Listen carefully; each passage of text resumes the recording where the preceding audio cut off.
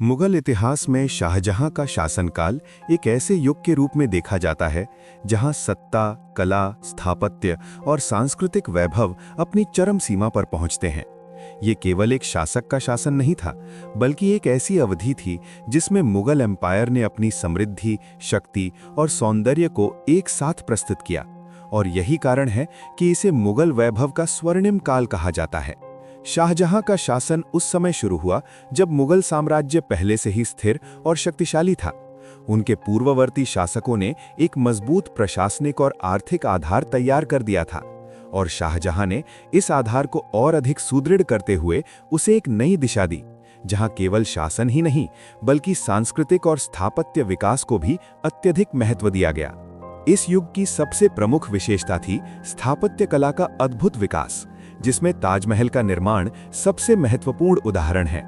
ये केवल एक मकबरा नहीं, बल्कि प्रेम, कला और वास्तुकला का एक अद्वितीय संगम है, जो आज भी उस युग के वैभव और सौंदर्य का प्रतीक बना हुआ है। इसके अलावा दिल्ली में रेड फोर्ट और जामा मस्जिद जैसे भव्य निर्माण भी इसी काल में हुए। ये केवल भवन नहीं थे, बल्कि वे उस शक्ति और समृद्धि का प्रदर्शन थे जिसे मुगल साम्राज्य ने इस समय प्राप्त किया था। इन निर्माणों के माध्यम से शाहजहां ने अपने शासन की पहचान को स्थायी रूप दिया। शाहजहां का दरबार भी इस वैभव का एक महत्वपूर्ण हिस्सा था, जहां कला, संगीत और साहित्य को संरक्षण दिया जाता था। ये केवल एक प्रशासनिक केंद्र नहीं था, बल्कि एक सांस्कृतिक केंद्र भी था, जहां विभिन्न कलाकार और विद्वान एकत्र होते थे। और इस प्रकार ये युग केवल भौतिक समृद्धि ही नहीं, बल्कि सांस्कृतिक उन्नति का भी प्रतीक बन गया। आर्थिक दृष्टि से भी ये काल समृद्ध था। व्यापार और कृषि दोनों में वृद्धि हुई, जिससे राज्य के पास पर्याप्त संसाधन उपलब्ध थे, और यही संसाधन इस वैभव और निर्माण कार्यों को संभव बनाने में सहायक बने। इस प्रकार आर्थिक स्थिरता और सांस्कृतिक विकास एक दूसरे के पूरक बन गए। इस प्रकार शाहजहां और उनके वैभव का प्रारंभिक चरण हमें ये समझाता है कि ये केवल एक शासक का व्यक्तिगत गौरव नहीं था, बल्कि ये एक ऐसी व्यापक प्रक्रिया का परिणाम था जिसमें सत्ता, संसाधन और कला का संतुलित उपयोग किया गया। और यही इस युग की सबसे बड़ी विशेषता थी। शाहजहां के वैभवपूर्ण शासन को केवल भव्य इमारतों और दरबारी संस्कृति से समझना अधूरा होगा, क्योंकि इसके पीछे एक सुदृढ़ प्रशासनिक और आर्थिक ढांचा कार्य कर रहा था, जिसने इस समृद्धि को संभव बनाया। और यही वो आधार था जिस पर मुगल एम्पायर का ये स्वर्णिम काल खड़ा था। सबसे पहले प्रशासनिक व्यवस्था की बात करें तो शाहजहां ने अपने पूर्ववर्तियों द्वारा स्थापित मनसबदारी प्रणाली को बनाए रखा और उसे अधिक संगठित करने का प्रयास किया। इस प्रणाली के माध्यम से अधिकारियों और सैनिकों को उनकी योग्यता और सेवा के आधार पर पद और वेतन दिया जाता था, जिससे प्रशासन में अनुशासन और नियंत्रण बना रहता था। और यही व्यवस्था साम्राज्य की स्थिरता का एक प्रमुख कारण बनी। राजस्व प्रणाली भी इस समय अत्यंत महत्वपूर्ण थी, क्योंकि यही राज्य की आर्थिक शक्ति का मुख्य स्रोत थी। कृषि उत्पादन में वृद्धि और भूमि से प्राप्त करों ने खजाने को समृद्ध बनाया। लेकिन ये भी ध्यान देने योग्य है कि इस व्यवस्था का भार किसानों पर ही पड़ता था, जिससे वैभव के पीछे एक छिपा हुआ दबाव भी मौजूद था, जो आगे चलकर समस्याओं का कारण बन सकता था। व्यापार और वाणिज्य को भी इस काल में प्रोत्साहन मिला। भारत उस समय अंतर्राष्ट्रीय व्यापार का एक महत्वपूर्ण केंद्र था, और विभिन्न देशों के साथ व्यापारिक संबंध स्थापित थे। इससे न केवल धन का प्रवाह बढ़ा, बल्कि सांस्कृतिक आदान प्रदान भी हुआ, जिसने इस युग को और अधिक समृद्ध बनाया। शाहजहां के दरबार की भव्यता भी इस प्रशासनिक और आर्थिक व्यवस्था का परिणाम थी, जहां केवल शासन ही नहीं बल्कि शाही जीवन शैली का प्रदर्शन भी महत्वपूर्ण था। दरबार में आयोजित समारोह, उत्सव और सांस्कृतिक कार्यक्रम इस वैभव को प्रदर्शित करते थे, और ये सब एक सशक्त आर्थिक आधार के बिना संभव नहीं था। हालांकि इस वैभव के पीछे एक चुनौती भी छिपी हुई थी, क्योंकि इतने बड़े साम्राज्य को बनाए रखना और इस स्तर की समृद्धि को लगातार बनाए रखना आसान नहीं था। इसके लिए निरंतर संसाधनों और प्रभावी प्रशासन की आवश्यकता थी। और जैसे जैसे ये दबाव बढ़ता गया, ये स्पष्ट होने लगा कि ये वैभव स्थायी नहीं हो सकता। इस प्रकार शाहजहां के शासन की प्रशासनिक और आर्थिक संरचना ये दर्शाती है कि ये वैभव केवल बाहरी नहीं, बल्कि एक गहरे और संगठित ढांचे का परिणाम था। लेकिन इसके साथ ही ये भी स्पष्ट होता है कि इस व्यवस्था के भीतर कुछ ऐसी कमजोरियां भी थीं जो आगे चलकर समस्याओं का कारण बन सकती थीं।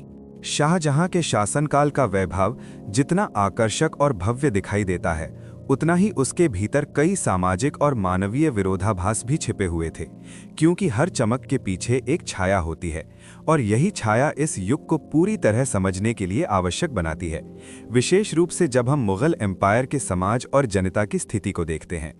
सबसे पहले समाज पर इस वैभव का प्रभाव देखें तो ये स्पष्ट होता है कि शाही दरबार और आम जनता के जीवन में एक गहरा अंतर था। जहां एक ओर दरबार में विलासिता, भव्यता और समृद्धि थी, वहीं दूसरी ओर आम लोग, विशेष रूप से किसान, अपने जीवन की मूलभूत आवश्यकताओं के लिए संघर्ष कर रहे थे। ये असमानता इस युग का एक महत्वपूर्ण विरोधाभास थी। किसानों पर करों का बोझ इस समय भी बना रहा, क्योंकि साम्राज्य की आर्थिक शक्ति का मुख्य स्रोत कृषि ही थी और इसी के माध्यम से शाही निर्माण और दरबारी वैभव को बनाए रखा जाता था। लेकिन इस प्रक्रिया में किसानों की स्थिति कई बार कमजोर हो जाती थी, क्योंकि उन्हें अपनी आय का एक बड़ा हिस्सा कर के रूप में देना पड़ता था। शहरी क्षेत्रों में कारीगरों और कलाकारों को संरक्षण मिला और उनके कार्यों को महत्व दिया गया, जिससे कला और शिल्प का विकास हुआ। लेकिन ये विकास भी एक सीमित वर्ग तक ही केंद्रित था और समाज के सभी वर्गों को इसका समान लाभ नहीं मिला। इससे सामाजिक असंतुलन बना रहा। इस युग का एक और महत्वपूर्ण पहलू था सामाजिक संरचना का कठोर होना, जहां विभिन्न वर्गों और समूहों के बीच दूरी बनी रहती थी और ये दूरी कई बार सामाजिक गतिशीलता को सीमित कर देती थी, जिससे समाज में एक स्थिरता तो बनी रहती थी, लेकिन साथ ही ये विकास और परिवर्तन के लिए बाधा भी बन सकती थी। शाहजहां का वैभव केवल एक बाहरी प्रदर्शन नहीं था, बल्कि ये एक मानसिकता को भी दर्शाता था, जहां सत्ता और प्रतिष्ठा को भव्यता के माध्यम से प्रदर्शित किया जाता था। और यही कारण है कि इस युग में निर्माण और कला को इतना महत्व दिया गया।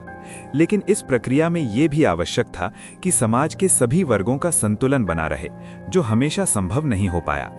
इस प्रकार इस युग का सामाजिक प्रभाव ये दर्शाता है कि वैभव और समृद्धि के साथ साथ असमानता और चुनौतियां भी मौजूद थीं, और यही वो विरोधाभास है जो इस युग को एक ओर महान बनाता है तो दूसरी ओर जटिल भी, क्योंकि ये केवल उपलब्धियों की कहानी नहीं, बल्कि उन सीमाओं की भी कहानी है जो इस वैभव के साथ जुड़ी हुई थीं। शाहजहां के शासनकाल का वैभव जितनी ऊंचाई पर पहुंचा था, उसका अंत उतना ही जटिल और संकेतपूर्ण साबित हुआ, क्योंकि हर शिखर के बाद एक अवरोह आता है, और यही इस युग के साथ भी हुआ, जहां मुगल एम्पायर की चमक धीरे धीरे एक नई दिशा में बदलने लगी। शाहजहां के अंतिम वर्षों में सबसे बड़ा परिवर्तन तब आया जब उनके ही पुत्र औरंगजेब ने सत्ता के लिए संघर्ष किया। यह संघर्ष केवल एक पारिवारिक विवाद नहीं था, बल्कि ये उस राजनीतिक अस्थिरता का संकेत था जो इस वैभवपूर्ण व्यवस्था के भीतर धीरे धीरे विकसित हो रही थी। और इस संघर्ष के परिणाम स्वरूप शाहजहां को अपने ही बनाए हुए महल में कैद होना पड़ा, जो उनके जीवन का एक अत्यंत दुखद और प्रतीकात्मक अंत था। इस घटना ने यह स्पष्ट कर दिया कि वैभव और शक्ति के बावजूद साम्राज्य के भीतर स्थिरता बनाए रखना कितना कठिन होता है, और ये कि आंतरिक संघर्ष किसी भी बाहरी चुनौती से अधिक खतरनाक हो सकते हैं, क्योंकि वे सीधे उस व्यवस्था की नींव को प्रभावित करते हैं जिस पर पूरा साम्राज्य खड़ा होता है। शाहजहां के बाद जब औरंगजेब का शासन शुरू हुआ, तो साम्राज्य की दिशा में एक स्पष्ट परिवर्तन देखा गया, जहां वैभव और स्थापत्य के स्थान पर विस्तार और सैन्य अभियानों को प्राथमिकता दी गई। इससे ये संकेत मिलता है कि हर शासक की अपनी प्राथमिकताएं होती हैं और वे साम्राज्य के स्वरूप को बदल सकती हैं। इस परिवर्तन का प्रभाव ये हुआ कि शाहजहां के समय का सांस्कृतिक और स्थापत्य वैभव धीरे धीरे कम होने लगा और साम्राज्य एक अधिक संघर्षपूर्ण और तनावपूर्ण दिशा में आगे बढ़ने लगा। ये वही प्रक्रिया थी जिसने आगे चलकर मुगल साम्राज्य की स्थिरता को कमजोर किया और उसके पतन की भूमिका तैयार की। हालांकि इस वैभवपूर्ण युग की विरासत आज भी जीवित है। ताजमहल, रेड फोर्ट और अन्य निर्माण इस बात के प्रमाण हैं कि ये काल केवल एक ऐतिहासिक घटना नहीं, बल्कि एक सांस्कृतिक धरोहर भी है जो आज भी लोगों को आकर्षित करती है और उस समय की महानता को दर्शाती है। अंततः शाहजहां और उनके वैभव का ये युग हमें ये सिखाता है कि समृद्धि और सौंदर्य के साथ साथ संतुलन और स्थिरता भी उतनी ही आवश्यक होती है, क्योंकि यदि ये संतुलन बिगड़ जाए तो सबसे भव्य और शक्तिशाली व्यवस्था भी धीरे धीरे कमजोर हो सकती है। और यही इस युग का सबसे महत्वपूर्ण संदेश है। इस प्रकार ये कहानी केवल एक शासक के वैभव की नहीं, बल्कि उस पूरे युग की है जो अपने शिखर पर पहुंचकर धीरे धीरे परिवर्तन और पतन की ओर बढ़ता है, और यही इसे एक गहरा और महत्वपूर्ण ऐतिहासिक अनुभव बनाता है।